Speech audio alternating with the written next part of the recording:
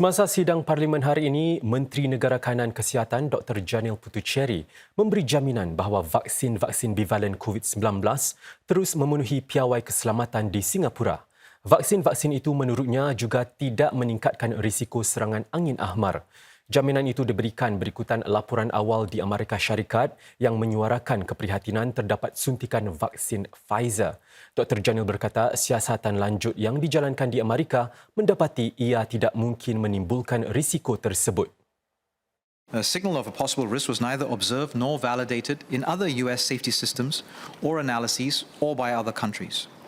Similarly, our local data accrued for the bivalent vaccines so far also do not show any increased risk of ischemic stroke after receiving either the bivalent Moderna Spikevax or the Pfizer-BioNTech Comirnaty vaccine.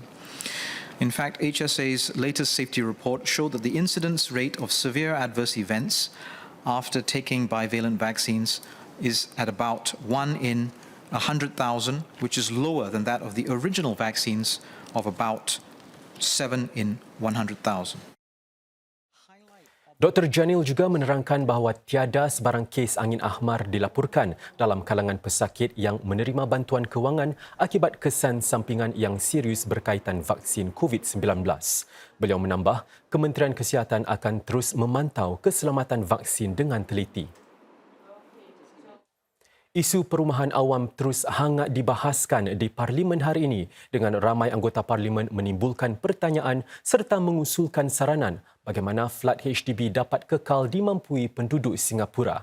Antara usulan yang ditimbulkan adalah untuk melarang pemilikan rumah privat dan flat awam pada masa yang sama.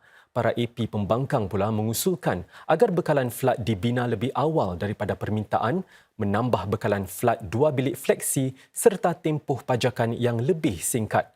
Menteri Kedua Kewangan Indrani Raja pula menekankan betapa pemerintah tidak boleh memberikan tanah milik negara secara percuma atau memberinya dengan nilai rendah.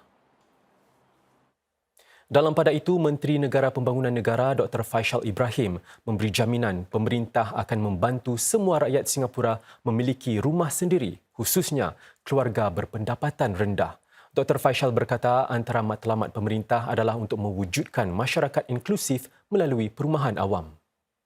Komitmen pemerintah untuk membantu warga Singapura memiliki rumah mereka sendiri kekal teguh. Walaupun gangguan akibat COVID-19 berlaku, HDB sedang menebus kembali kelenggahan pengendalian program pembinaannya dengan pesat.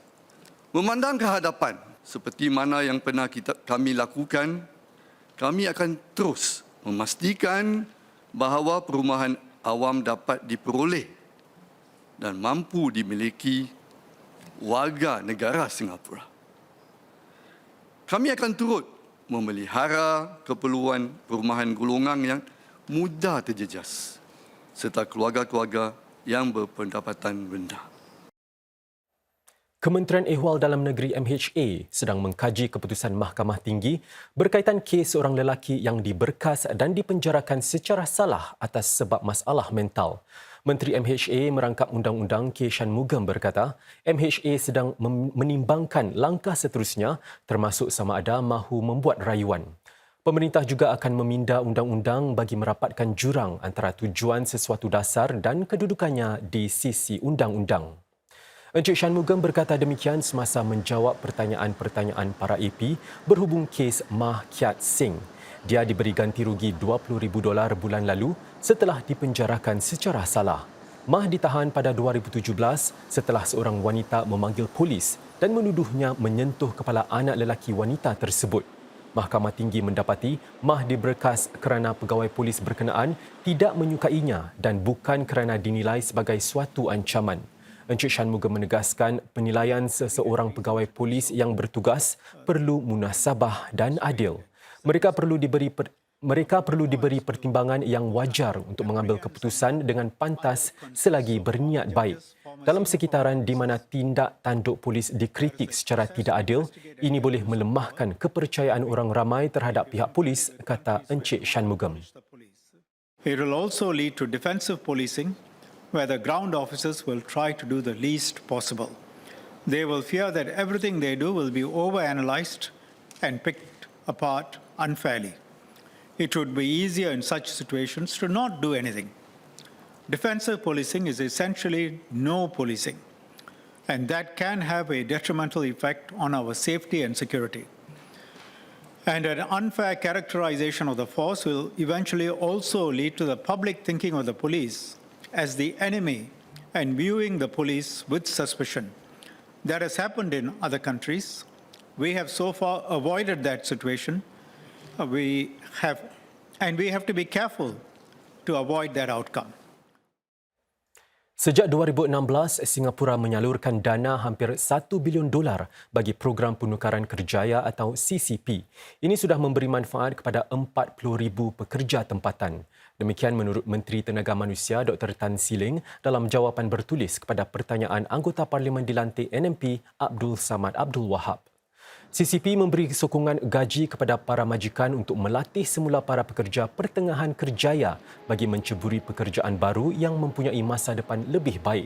Encik Abdul Samad juga bertanya tentang program pindahan keupayaan. Program itu menyediakan sokongan pembiayaan kepada syarikat-syarikat untuk memperoleh keupayaan global yang kini tiada di Singapura. Dr. Tan berkata, sejak program itu diperkenalkan pada Oktober 2017, kira-kira $5 juta disalurkan bagi membiayai projek-projeknya menyokong lebih 1,000 pekerja tempatan.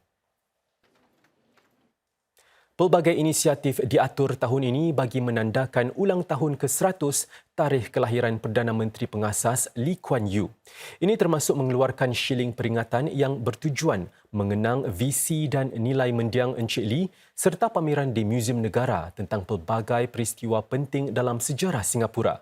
Menteri Tenaga Manusia Dr. Tan Sri Leng memberitahu Parlimen, pemerintah juga sedang bekerjasama dengan kumpulan-kumpulan masyarakat bagi menyelaraskan acara-acara penghormatan yang lain. Efforts to mark the 100th anniversary of Mr. Lee Kuan Yew's birth should serve to remind us of the values that Mr. Lee stood for and the ideals that he and his fellow founding leaders fought for. Through such efforts, we hope that a new generation of Singaporeans will be inspired and continue the work of our pioneer and medical generations in nation building. Perdana Menteri Vietnam Pham Minh Chinh akan melakukan lawatan rasmi 3 hari ke Singapura bermula esok sedang kedua-dua negara meraihkan 50 tahun hubungan diplomatik. Beliau akan mengadakan pertemuan dengan Presiden Halimah Yacob dan Perdana Menteri Lee Hsien Loong. Beberapa perjanjian dijangka dimeterai semasa lawatan rasmi itu, termasuk yang berkaitan dengan ekonomi digital dan ekonomi hijau. Kesemua 5 politeknik tempatan dan perkhidmatan terminal lapangan terbang Singapura SATS menjalinkan satu kerjasama baru. Ia bertujuan menambah bakat tempatan dan menggalak pembelajaran sepanjang hayat. Antara lain, ia akan juga menawarkan peluang pekerjaan bagi para pelajar dalam sektor penerbangan, makanan dan perniagaan. Latihan juga akan disediakan bagi kaki tangan dan tenaga pengajar politeknik. Di bawah perjanjian tersebut, lebih banyak peranan akan ditawarkan bagi program bekerja sambil belajar. Misalnya dalam bidang-bidang seperti pemakanan, kemampanan dan keselamatan siber. SATS menyasar untuk menggandakan jumlah pelatih amali yang diambilnya kepada sekitar 300 pelajar.